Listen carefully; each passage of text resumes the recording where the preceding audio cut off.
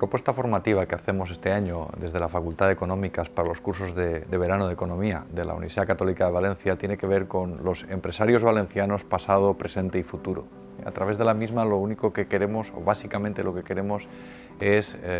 reflexionar sobre la figura del empresario a través de distintos ejemplos como motor dinamizador de una región. Uno de ellos, el que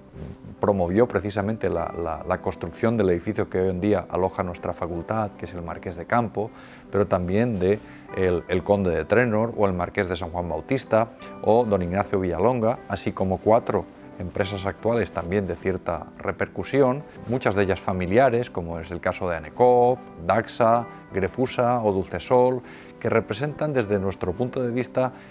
4 modelos a través de los cuales empresas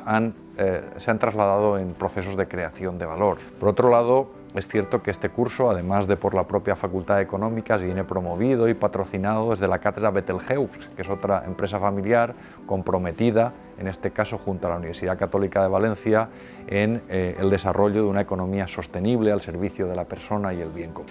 Bueno, el curso fundamentalmente va dirigido hacia nuestros alumnos, puesto que estamos formando futuros directivos, estamos formando futuros empresarios, queremos que esas figuras les sirvan de inspiración, pero no obstante yo considero que la temática que vamos a trabajar es tan amplia y tan atractiva que considero que cualquier persona interesada en la historia, interesada en el entorno, en Valencia y en la Comunidad Valenciana, pues que desde luego disfrutaría con un curso de estas características.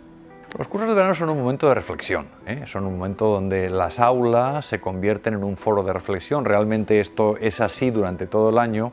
pero la ventaja es que en un curso de verano no tienes que examinarte en principio y por tanto digamos que la distensión es mayor, también hay un lugar para el coloquio, para los coffee breaks entre las distintas sesiones, donde hay una gran proximidad entre la figura de los ponentes, la figura de aquellos que disertan sobre el tema y aquellos que han venido a recibir